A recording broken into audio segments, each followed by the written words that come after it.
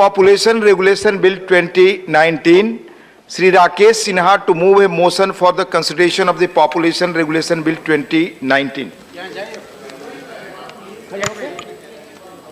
सभापति महोदय, खड़े होके कहना चाहिए। मैं आपको धन्यवाद देता हूं कि आज ये अवसर आया है, जिस अवसर की प्रतीक्षा पूरा देश और स्वयं भारत का संसद करता रहा है।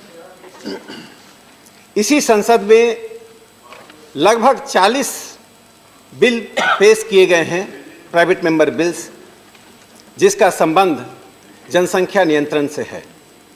मुझे खुशी है कि कोई ऐसी पॉलिटिकल पार्टी नहीं है जिसके सदस्यों ने पॉपुलेशन नियंत्रण के लिए, जनसंख्या नियंत्रण के लिए प्राइवेट मेंबर बिल नहीं दिया। यह दिखाता है कि देश के आम लोगों में और चुने हुए प्रतिनिधियों में इस विषय की संवेदनशीलता है। सभापति महोदय, हम सब आंकड़े जानते हैं कि देश की जनसंख्या क्या है। मैं उन आंकड़ों में नहीं जाऊंगा, जो हम सुपरिचित हैं। 1901 से लेकर 2011 तक की में जनसंख्या की कितनी वृद्धि हुई है। 110 करोड़ जनसंख्या बढ़ चुकी है। जब जो जनसंख्या 1901 में थी, तब तो हम अनडिवाइडेड इंडिया थे, तो हमारे पास जमीन भी अधिक था, पानी भी अधिक था। आज हमारे पास 17% से अधिक जनसंख्या है दुनिया का, 2.4% लैंड है, 4% पानी है। इससे आम लोग स्कूल हो, कॉलेज हो, सड़क हो, मॉल हो, जहां भी जाते हैं, बढ़ती हुई जनसंख्या की परिणामों को स्वयं अनुभव करते हैं। लेकिन दुर्भाग्य की बात है कि मैं जनसंख्या अपने बिल पर आने से पहले एक बात बताना चाहता हूं। दुर्भाग्य की बात है कि इस पूरे विमर्श को जानबूझकर, सोच समझकर भटकाने की कोशिश होती रही है, जिससे उद्देश्य पूरा ना हो। मैं 3 एकेडमिशियन का नाम लूंगा, रोजर जेफरी और पैट्रिशिया जेफरी ने इकोनॉमिक एंड पॉलिटिकल वीकली में एक आर्टिकल लिखकर जनसंख्या नियंत्रण के जो कानून हैं, उसी तरह से मोहन राव, पीके दत्ता, ये सब बड़े एकेडमिशियंस हैं। जनसंख्या नियंत्रण को रोकने की पूरी बहस को एक शब्द दिया गया, सैफरन डेमोग्राफी। मैं नहीं समझ पाता हूं कि वो सैफरन डेमोग्राफी क्या है। इसलिए मैं चाहता हूं कि सदन संकीर्णताओं से उसी तरह से ऊपर उठे जिसका आगाज प्रधानमंत्री माननीय मोदी जी ने 15 अगस्त को लाल किले से भाषण देते हुए 2020 में कहा था, जनसंख्या और संसाधनों के अनुपात को देखते हुए हमें विचार करना चाहिए।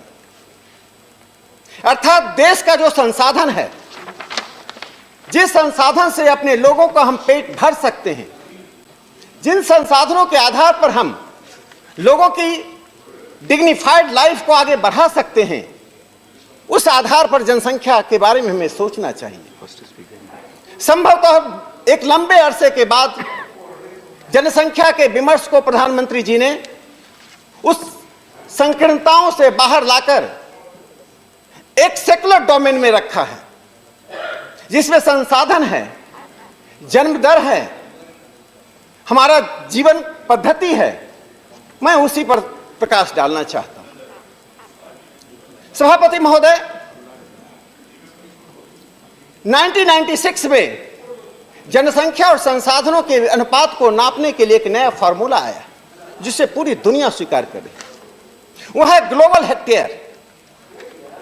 ग्लोबल हेक्टेयर का तात्पर्य है कि जो लैंड और वाटर, यानी जो बायोलॉजिकल प्रोडक्टिव संसाधन है, वह प्रति व्यक्ति कितना है, इसको ग्लोबल हेक्टेयर कहा गया। दूसरा शब्द है इकोलॉजिकल फुटप्रिंट, जिसका तात्पर्य होता है कि संसाधनों पर जिसका हम उपयोग करते हैं, जो हमारे जीवन पद्धति में, लाइफ स्टाइल में जिसकी हमें आवश्यकता होती है, वह कितना है। तो आज भारत को जो उपभोग होता है, वह प्रत्येक व्यक्ति 1.2 ग्लोबल हेक्टेयर है। एक तीसरा शब्द है बायो कैपेसिटी। जो संसाधन हमारे पास है, वो कितना संसाधन उपभोग करने के बाद पुनः पैदा ले लेता है, यानी रीजनरेट होता है।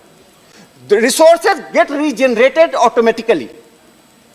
वो हमारे पास 0.43 है, यानी कि इकोलॉजिकल फुटप्रिंट जो हम उपभोग करते हैं, उपभोग जिन चीजों का करता है उनका जो पुनरुत्पादन हो जाता है, उसके बीच का गैप 187% है। यानी हम इकोलॉजिकल डेटर है। और यदि यह पद्धति 30 वर्षों तक चली रही तो हमारे संसाधन इतने कम हो जाएंगे, चाहे विकास की प्रक्रिया जितनी भी तेज हो, कि हम अपने लोगों को वह चीजें नहीं दे पाएंगे जो डिग्निफाइड लाइफ के लिए।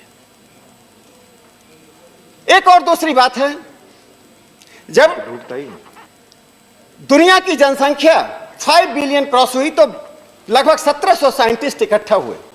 उन्होंने कहा था कि दुनिया के लिए बहुत बड़े खतरे की घंटी है। लेकिन भारत में जनसंख्या विमर्श पर एक दूसरी बात कही जाती है। पहले तो संकीर्णता की बात, जो मैंने कहा, सैफरन डेमोग्राफी के नाम पर सांप्रदायिक क्षेत्र में ले जाकर इस जनसंख्या विमर्श को हास्य पर ले जाया जाता रहा।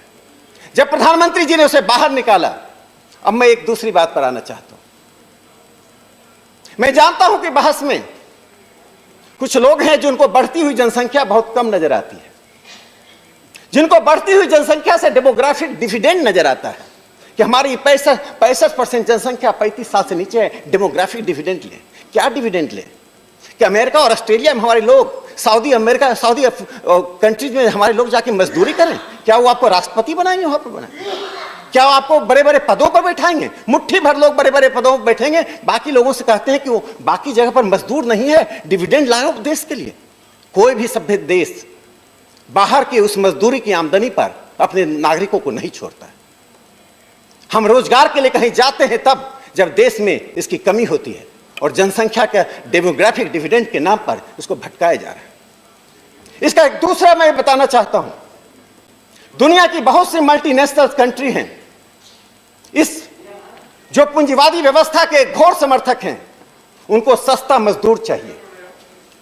उन्हें पाकिस्तान में, बांग्लादेश में, भारत में, जिसे तृतीय विश्व के देश वो कहते रहे, डेवलपिंग कंट्रीज कहते रहे, उन्हें सस्ते मजदूर के लिए, बढ़ती हुई जनसंख्या के लिए, कि पूरे विमर्श को, पूरे डिस्कोर्स को वे भटकाने की कोशिश करते हैं डेमोग्राफिक डिविडेंड के नाम पर। एक तीसरा जो जनसंख्या नियंत्रण को रोकने पर एक बार बार बात आती है, वो बहुत ही रैशनल बात है कि हम जनसंख्या में रिप्लेसमेंट लेवल, अर्थात हमारे दो की स्थिति में पहुंच रहे हैं। जो परंपरागत हमारा अध्ययन का तरीका है, यदि उसे देखें तो सचमुच में हमारे रिप्लेसमेंट लेवल 2.1 है, वहां हम पहुंच रहे हैं। जो नारा एक समय 1970 के दशक में उस समय की कांग्रेस सरकार ने दी थी, हमारे दो परिवार नियोजन, परिवार कल्याण का कार्यक्रम शुरू किया था, लेकिन अपनी ईमानदारी नहीं होने के कारण, प्रतिबद्धता नहीं होने के कारण, या तो आपातकाल में लोगों के साथ ज्यादती की गई, और मुझे कहना पड़ रहा है कि 75 के दौरान 1975-76 में यदि लोगों के साथ वह आक्रामक ज्यादती नहीं होती कि बच्चों को पकड़कर उनके फैमिली प्लानिंग में बच्चों को लाया जाता था, शादीशुदा लोगों को लाया जाता था, जो एक तरह से भारत की जनसंख्या पर आक्रमण हुआ, भारत की सभ्यता पर, भारत के सभ्य लोगों पर आक्रमण हुआ। यदि वह नहीं होता तो संभवतः जनसंख्या पर कानून बनाने में, विमर्श में लोगों को डर नहीं लगता। उस 75-76 का जो भय है, जो घोस्ट है, वह आज भी हमें पीछा कर रहा है। तो मैं आना चाहता हूं कि रिप्लेसमेंट लेवल की बात कही जाती है। सभापति महोदय, जनसंख्या पर विमर्श, जनसंख्या पर शोध एक नए नए रूपों में हो रहा है। परंपरागत शोध में TFR, टोटल फर्टिलिटी रेट की बात कही जाती थी। TFR का डेफिनेशन है, एक महिला, एक मेरी मां और बहन, अपने फर्टिलिटी की आयु में, पूरी आयु में, जो 14 साल से लेकर 49 साल तक एवरेज माना जाता है, एक वर्ष ऊपर नीचे लोग कह सकते हैं, लेकिन साधारणतः 14 ईयर्स से 49 ईयर्स का है, कितने बच्चों को जन्म दे सकती है औसत। यह TFR का डेफिनेशन है। तो उस डेफिनेशन के अनुसार साउथ इंडिया के बहुत से ऐसे राज्य हैं जो भारत की एवरेज पॉपुलेशन से भी कम है। यह उसके बराबर है, यह सत्य है। और जो इंपावरमेंट इकोनॉमिक ग्रुप है, इंपावरमेंट एक्शन ग्रुप के 9 राज्य हैं जहां देश का 48% पॉपुलेशन रहता है, वो टीएफआर में एवरेज से ज्यादा है। उसी टीएफआर के दायरे में मैं देखूं, देश के 174 जिले जहां हम एवरेज राष्ट्रीय औसत के बराबर हैं, तो 72 डिस्ट्रिक्ट्स ऐसे हैं जहां पर टीएफआर 4 है। लेकिन मैं टीएफआर के पूरे अवधारणा को यहां खारिज करता हूं। आज सदन को मैं अपनी पूरी गंभीरता से, पूरी जिम्मेदारी से बात बताना चाहता हूं कि टीएफआर का पूरी अवधारणा क्यों गलत है। और मैं जिन आंकड़ों का उपयोग कर रहा हूं वो भारत के सेंसस कमीशन ने पिछले 20 साल से वो आंकड़े दे रहा है, लेकिन डिस्कोर्स में राजनीति आने के कारण, संकीर्णता आने के कारण सेंसस कमीशन के उस आंकड़ों को लोग गौर नहीं कर रहे। और जो विमर्श पर ऐसे ताकतें हावी हैं, जो सैफरन डेमोग्राफी के नाम पर हावी हो जाते हैं, वे उन आंकड़ों को सामने नहीं आने देते। सभापति महोदय, यह पश्चिम के द्वारा टीएफआर बनाया गया है, तो ठीक भी है। हर देश, हर सभ्यता अपने अनुभवों से, अपनी परंपराओं से अपने मानक तय करता है। तो मानक क्यों नहीं तय होगा? एक महिला 14 साल की आयु में या एक महिला 49 साल की आयु में कितने बच्चे को जन्म देती है, तो मानक वैज्ञानिक ही है। तो उस मानक से मैं अलग हटकर कहना चाहता हूं कि एक है total marital fertility rate, TMFR। TFR उनके लिए उपयुक्त क्यों है, इसका मैं कारण बताना चाहता हूं। OECD, हम सब जानते हैं देशों का एक ग्रुप है। OECD के 11 देश ऐसे हैं जिसमें चिली है, जिसमें डेनमार्क है, जिसमें आइसलैंड है, जिसमें इटोविया है, जिसमें नीदरलैंड है, जिसमें नॉर्वे है, जिसमें फ्रांस है, स्लोवेनिया है। उन देशों में विवाह से पूर्व हमारी जो वहां की मां और बहनें हैं, जो बच्चों का जन्म दर है वो 50% से अधिक है। पोलैंड में 60% है। अमेरिका में उन बच्चों, जो अनमैरिड मदर्स के द्वारा पैदा हुए बच्चों की संख्या 40% है। इंग्लैंड का मैं एक आंकड़ा देना चाहता हूं। तो मैं इंग्लैंड को एक ऐसा देश समझता था जो कि तुलनात्मक रूप से कंजर्वेटिव कंट्री माना जाता है। वहां 2019 में 3 लाख से अधिक बच्चे मैरिड मदर से पैदा लिए और 2 लाख से अधिक बच्चे अनमैरिड मदर से पैदा लिए। इन कारणों से टीएफआर उचित है। चाहे यूरोपियन नेशंस के देश हों, यूरोपियन नेशंस के देश में वे बच्चे जो अनमैरिड मदर से पैदा लेते हैं उनकी संख्या 50% से एवरेज ऊपर है। तो America 40%, England 47%, OECD country 50% plus, Chile में तो 69% है। तो कुछ कंट्री तो ऐसे है जहां 71% है। तो इसलिए टीएफआर का कंसेप्ट उनकी अपनी परंपरा के अनुसार, मैं उसको कंडेम नहीं करता हूं। हर देश की अपनी परंपरा होती है, जीने की शैली होती है, जीने की पद्धति होती है।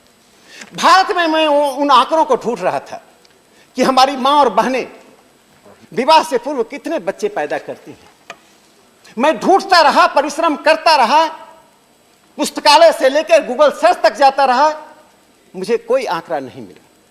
कुछ आंकड़े हो सकते हैं, लेकिन वे आंकड़े अभी रजिस्टर्ड नहीं है। वो आंकड़े होंगे भी तो 0.001% के आसपास होंगे। इसलिए भारत में जो सेंसस कमीशन ने एक फॉर्मूला निकाला है, टोटल मैरिटल फर्टिलिटी रेट, अर्थात विवाह के बाद एक महिला अपने आयु में फर्टिलिटी रेट के दौरान कितने बच्चों को जन्म देती है।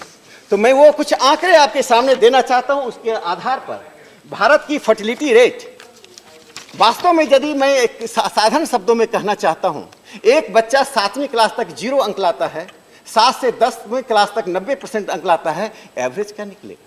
टीएफआर वही है। आप उस डिल्यूजन में मत रहिए।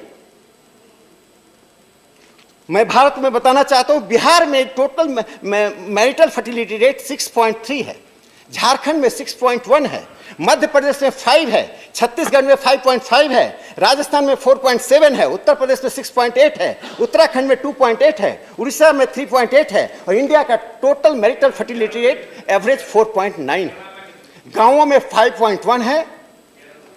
अच्छा, मैं अब दक्षिण के राज्यों का कुछ बताना चाहता हूं जहां कहा जाता है कि टीएफआर कम हो रहा है। उसमें आंध्र में 3.4 है total marital fertility rate, Karnataka में 3.3 है, केरला में 5.1 है, तमिलनाडु में 3.7 है, केरल में 5.1 है और तेलंगाना में 3.6 है। चूंकि अन्य सदस्यों को बोलना है, मैं कंक्लूड करने से पहले 2-3 ऑब्जर्वेशन देना चाहता हूं, बाद में मैं बोलूंगा जब डिबेट समाप्त होता है। मैं उम्मीद करूंगा कि बिल कानून का रूप ले। सभापति महोदय, we should not be in delusion. Average is always delusionary. जिन सवाल है कि संसाधनों पर बोझ कितना है, एक फ्लाईओवर पर बनता है बोझ कितना है, एवरेज कितना, यह महत्वपूर्ण नहीं।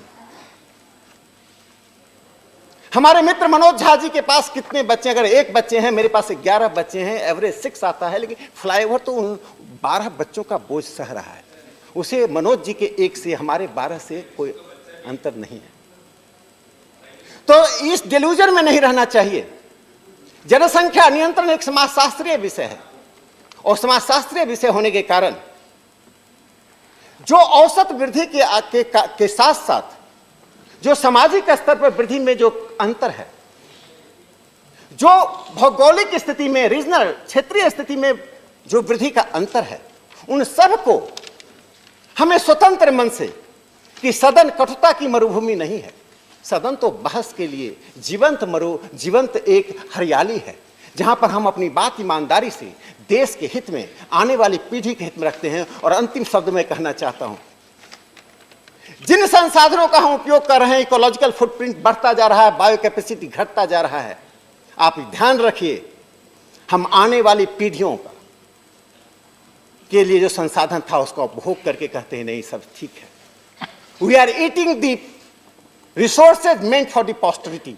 ये हमारा अधिकार नहीं बनता है। इसलिए पीढ़ियों को देखते हुए, देश की स्थिति को देखते हुए, देश की भावना को देखते हुए सबसे अधिक महत्वपूर्ण है प्रधानमंत्री जी ने जो लाल किले से कहा था।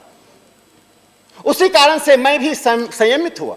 डिस्कोर्स में मेरे भी कई आयाम थे, लेकिन उन्होंने कहा था कि संसाधन और लोगों के अनुपात को देखो, उसी आधार पर अपने निर्णय करो। ये निर्णय जितना मेरे हित में होगा उतना आपके हित में, जितना वर्तमान में होगा उतना भविष्य के लिए होगा। और इस बिल में मैंने एक प्रावधान दिया, वह कह के मैं बात समाप्त करता हूं। धन्यवाद। मैं बिल में उस प्रावधान की बात कर दूं, नहीं तो उस बिल में मैंने एक प्रावधान दिया है, बाकी तो दिया है कि किस पर क्या कोर्सिव या कोई पॉजिटिव लागू होगा। एक बात मैंने कहा, ये कानून बनने के बाद 18 महीने तक ये कानून लागू नहीं होगा। 18 महीने तक एनजीओ, कॉलेज, स्कूल्स के लिए कैंपेन करेंगे, इसलिए कि कोई मां और बहन यदि कानून बनने के दिन या उसके आसपास कंसीव कर लेती है तो उनके बच्चे पर हम अत्याचार न करें।